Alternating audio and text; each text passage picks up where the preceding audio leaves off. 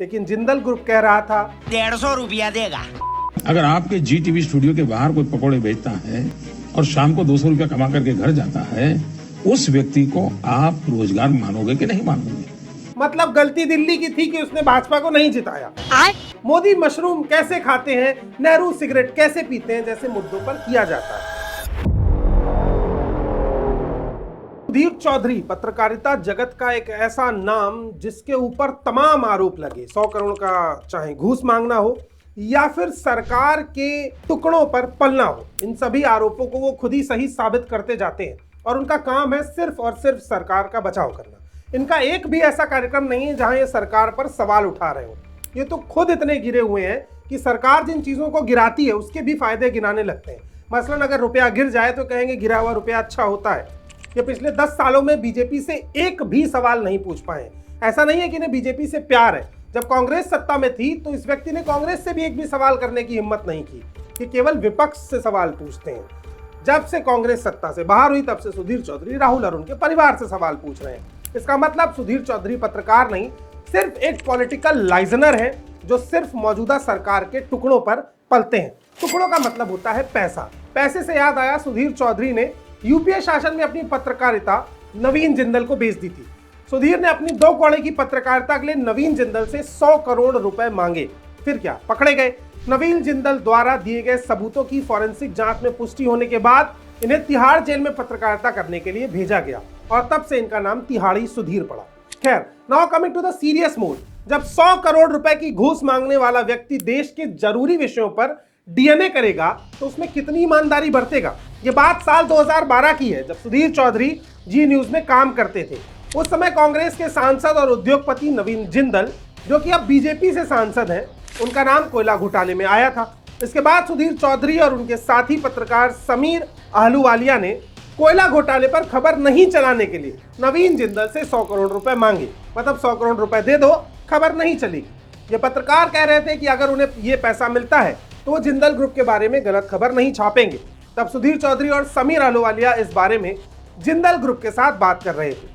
Jindal group ने उनका एक वीडियो बना लिया। इस वीडियो में साफ देखा जा सकता है कि सुधीर जी 100 करोड़ पर अड़े हुए थे, लेकिन जिंदल ग्रुप कह रहा था 150 रुपया देगा। जिंदल ग्रुप 20 करोड़ की पेशकश कर रहा था। मेरे हिसाब से सुधीर चौधरी ने 100 करोड़ सही मांगे थे। 100 करोड़ मांगे भी तो क्यों ना मांगे। सुधीर जी ने मेहनत की है, ये उनकी मेहनत की कमाई है। दलाली भी कोई आसान पेशा है क्या? अगर आपको लगता है कि आसान है तो सुधीर से एक बार मिलिए।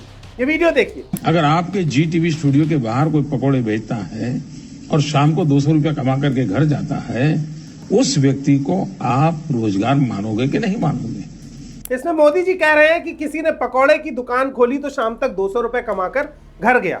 इसको आप रोजगार मानेंगे कि नहीं मानेंगे? सुधीर चौधरी जी बोलते हैं सामने वाला बंदा नाले की गैस से पकौड़े बनाने की बात कर रहा है और सुधीर हाँ में हाँ मिला रहे हैं।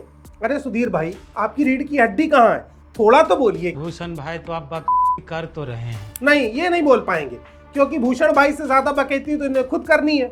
ये देखिए, जब साल 2020 में दिल्ली विधानसभा में आम आदमी पार्टी जीत गई तो सुधीर चौधरी ने कुछ ऐसा ज्ञान दिया कि दिल्ली एक बार फिर से फ्री की बिजली, फ्री का पानी, मुफ्त की यात्रा जैसे मुद्दों पर हावी हो गए हैं और लोग वोट दे रहे हैं क्योंकि दिल्ली की जनता को पैसा नहीं देना है। दिल्ली वालों को सब कुछ मुफ्त में चाहिए। दिल्ली वाले आलसी भी हैं। दिल्ली में एक बार फिर फ्री की बिजली, फ्री का पानी और मुफ्त बस यात्रा जैसे मुद्दे हावी रहे हैं क्योंकि दिल्ली की जनता को पैसा नहीं देना है। वैसे भी आपने सुना होगा, दिल्ली के जो लोग हैं वो हमेशा सेल में खरीदारी करना चाहते हैं क्योंकि वो पूरा पैसा नहीं देना चाहते। दिल्ली वालों को सब कुछ मुफ्त में चाहिए। दिल्ली वाले काफी आलसी भी हैं। मतलब गलती दिल्ली की थी कि उसने भाजपा को नहीं जिताया। दिल्ली की जनता के लिए राष्ट्रवाद, हिंदुस्तान, पाकिस्तान, मुगलों को राज वापस आएगा, राम मंदिर, धारा 370, कश्मीर, इस तरीके की बातें कोई मायने नहीं रखती। वो ये चाहते हैं कि देश टूटे फूटे कुछ भी हो, मेरा जीवन आराम से चलना चाहिए। उन्हें बाकी मुद्दों से कोई मतलब नहीं है और जनता ने राष्ट्रीय मुद्दों और बीजेपी को नकार दिया है। दिल्ली की जनता के लिए राष्ट्रवाद, हिंदुस्तान, पाकिस्तान, मुगलों का राज वापस आ जाएगा, राम मंदिर, धारा 370, कश्मीर, इस तरह की बातें कोई मायने नहीं रखती। वो ये चाहते हैं देश टूटे फूटे या ना टूटे, कुछ भी होता रहे, मेरा जीवन आराम से चलना चाहिए। उन्हें बाकी के देश से कोई मतलब नहीं है और जनता ने राष्ट्रीय मुद्दों और बीजेपी को नकार दिया। लेकिन जब वही साल 2022 में उत्तर प्रदेश विधानसभा में नॉन बायोलॉजिकल महामानव की पार्टी जीत गई तो इस पर तिहाड़ी सुधीर चौधरी ने कुछ ऐसे विचार व्यक्त किए। जो वेलफेयर योजनाएं योगी ने चलाई हैं, जो मुफ्त का राशन बांटा है, जो मुफ्त में सिलेंडर बांटा है, उस सब के जो फायदे हैं उनसे जातियों के इस बंधन को तोड़ दिया है। जो वेलफेयर योजनाएं मोदी ने चलाई हैं, जो मुफ्त के सिलेंडर बांटे गए हैं, जो मुफ्त का राशन बांटा गया है, वो सबका जो फायदा है उसने जातियों के इस बंधन को तोड़ दिया। एकदम इन्होंने वक्त बदल दिया, जज्बात बदल दिए, जिंदगी बदल दी। यही नहीं, अभी और सुनिए। उत्तर प्रदेश के लोगों ने बता दिया कि वो किस तरफ है। जिन लोगों ने भारत की कोविड की नीतियों को हर बार कमजोर और दिशाहीन बताया और जिन लोगों ने किसान आंदोलन के नाम पर देश को भड़काने की कोशिश की, ये नतीजे ऐसे लोगों के मुंह पर एक बहुत बड़ा तमाचा है। ये आंकड़े बताते हैं कि हमारे देश के विपक्षी नेता, हमारे देश के डिजाइनर पत्रकार और लिबरल लोग जितना मर्जी प्रोपेगेंडा चला लें, देश के लोग असली और फर्जी मुद्दों में फर्क जानते हैं। लेकिन उत्तर प्रदेश के लोगों ने बता दिया कि वो किस तरफ हैं। ये चुनाव आपको ये बताते हैं कि जिन लोगों ने कोविड को लेकर भारत सरकार की नीतियों को हर बार कमजोर और दिशाहीन बताया और जिन लोगों ने उसके बाद किसान आंदोलन के नाम पर देश को भड़काने की कोशिश की, ये नतीजे ऐसे लोगों के चेहरे पर एक बहुत बड़ा तमाचा है। और ये नतीजे आज ये बताते हैं कि हमारे देश के विपक्षी नेता, हमारे देश के डिजाइनर पत्रकार और हमारे देश के अपने आप को लिबरल कहने वाले लोग जितना मर्जी फेक प्रोपेगेंडा चला लें, देश के लोग असली और नकली मुद्दों पर फर्क करना जानते हैं। Wow, just wow, what a master stroke Sudhir. आप हैरान मत होइए, ये सुधीर जी कोई पहला मास्टर स्ट्रोक नहीं कर रहे हैं। अगर आम आदमी पार्टी फ्री सर्विसेज देती है तो दिल्ली मुफ्त खोर हो गई है, और अगर बीजेपी देती है तो योजना है। ऐसा दोहरा चरित्र कहां से लाते हो सुधीर जी? जब सरकार 2000 का नोट लेकर आई तो काले धन पर रोक के लिए लाए जा रहे हैं 2000 रुपए के नोट को बनाने के लिए state of the art nano technology का इस्तेमाल होगा। 2000 के हर एक नोट में एनजीसी यानी नैनो चिप लगाई जाएगी। काले धन पर रोक के लिए लाए जा रहे 2000 रुपए के करेंसी नोट को बनाने के लिए state of the art nano technology का इस्तेमाल होगा। करेंसी नोट्स, इसमें नैनो चिप लगी हुई है, तो जहां भी होंगे पता चल जाएगा। इसको इन्होंने मास्टर स्ट्रोक बताया था। जब सरकार ने 2000 रुपए के नोट बंद कर दिए, 2000 रुपए के नोट को लेकर 3 बातें कही जाती हैं। पहली बात, इनका सबसे ज्यादा इस्तेमाल टेरर फंडिंग, मनी लॉन्ड्रिंग और ड्रग सिंडिकेट में होता है। भाई क्या कर रहे हैं तू? जब सरकार ने नोट लागू किए तब भी मास्टर स्ट्रोक था, जब सरकार ने नोट हटाए तब भी मास्टर स्ट्रोक था। ये बंदा गजब टोपीबाज आदमी है। जब सरकार 2000 रुपए का नोट लॉन्च कर रही थी तब ये टीवी स्क्रीन पर बैठ के भाजपा का मास्टर स्ट्रोक बता रहे थे, और जब बंद कर दिया तो उसे भी मास्टर स्ट्रोक बता रहे हैं। इस बंदे का बस चले तो रुपए की गिरती कीमत पर भी यह कह देगा कि कमजोर रुपया इकोनॉमी के लिए अच्छा होता है। कमजोर रुपए से अब भारत की निर्यात क्षमता बढ़ेगी। निर्यातक जिस प्रोडक्ट पर 74 रुपए का मूल्य पहले पा रहे थे, उसके लिए अब उन्हें 80 रुपए का मूल्य मिलेगा। इस हिसाब से तो ये जो बिहार गुजरात में लगातार ब्रिज गिर रहे हैं, इसकी जिम्मेदारी भी ये लोगों पर ही डाल देगा। इसके अलावा इस दुर्घटना के लिए जो वहां लोग मौजूद थे उनकी भी तो कुछ जिम्मेदारी बनती है। लोग खुद भी इस हादसे के दोषी जरूर हैं। फिर बचा क्या भाई? जब हर चीज के लिए जनता दोषी है तो हम सरकार चुनते ही क्यों है? पत्रकारिता को छोड़कर ये सब करते हैं। बस जब पत्रकारिता की बात आती है तो सरकार के आगे हाथ जोड़कर खड़े हो जाते हैं, आदिवासियों का मजाक उड़ाते हैं। आज उनके लिए एक तरीके से वैसा ही होगा जैसे वो 20, 30, 40 साल पहले वापस अपने किसी आदिवासी के तौर पर किसी जंगल में चले जाएं। ये देखिए, आज उन्हें फिर से ऐसी फीलिंग आ रही होगी कि वो 20-30 साल पहले जंगलों में रहते हैं। ये सोरेन साहब के लिए कह रहे हैं। यानी इस देश का आदिवासी बस जंगल में रहेगा, उसको घर खरीदने, गाड़ी खरीदने की हैसियत और उसको अधिकार नहीं है। मुसलमानों के खिलाफ नफरत फैलाते हैं सुधीर चौधरी। सुधीर चौधरी ने कोविड के दौरान कोरोना का ठीकरा मुसलमानों पर फोड़ दिया और भारत के कोविड-19 युद्ध में बाधा डालने का खुलेआम आरोप लगाया। मई 2020 में सुधीर ने जिहाद के विभिन्न प्रकारों की बात की जो असल में एग्जिस्ट करते ही नहीं है, जिसके कारण केरल पुलिस ने सुधीर चौधरी के खिलाफ एफआईआर दर्ज की। तिहाड़ी को एफआईआर का बहुत शौक है, झूठी खबरें चलाते ही हैं ये। इनकी एक करतूत देखिए। साल 2007 में सुधीर चौधरी ने एक महिला स्कूल टीचर उमा खुराना का एक स्टिंग ऑपरेशन दिखाया। प्रकाश सिंह रिपोर्टर की मदद से तैयार किए गए इस स्टिंग में टीचर को स्कूली छात्राओं को सेक्स के लिए ग्राहकों को पेश करते हुए दिखाया गया। खबर उस समय जिस न्यूज चैनल पर प्रसारित की गई थी, सुधीर तब इस चैनल के सीईओ थे। खबर के बाद तुर्कमान गेट स्थित सरकारी स्कूल के बाहर जमकर हंगामा हुआ। भीड़ ने उमा खुराना को जान से मारने का प्रयास तक किया। दबाव के बाद पुलिस ने उमा खुराना को गिरफ्तार कर लिया। छानबीन के बाद स्टिंग ऑपरेशन फर्जी निकला, जैसा सुधीर खुद है।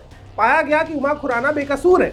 आरोप में जब प्रकाश को गिरफ्तार करके मामला दर्ज किया गया तो सुधीर की पूरी घटना का सूत्रधार पता चल गया कि इस झूठ के पीछे केवल एक तिहाड़ी सुधीर चौधरी था। यानी ये झूठे स्टिंग भी करते हैं, हिंदू मुस्लिम भी करते हैं, सरकार की गुलामी भी करते हैं। बच गया था तो सुनिए, ये आरक्षण का विरोध भी करते हैं। इनकी ये वीडियो देखिए। इसीलिए भारत की क्रिकेट टीम इस समय पूरी दुनिया में बेस्ट टीम है, सर्वश्रेष्ठ टीम है, सिर्फ इसलिए क्योंकि इसमें ना जाति चलती है, ना धर्म चलता है, ना आरक्षण चलता है। इसमें ये कह रहे हैं कि भारत की क्रिकेट टीम इसलिए सर्वश्रेष्ठ है क्योंकि इसमें आरक्षण नहीं है। आगे ये कहते हैं कि अगर भारत में आरक्षण ना होता तो क्या भारत दुनिया का सर्वश्रेष्ठ देश नहीं बन पाता। तो सोचिए अगर पूरा भारत ऐसा हो जाए तो क्या भारत दुनिया का सर्वश्रेष्ठ देश नहीं बन जाएगा।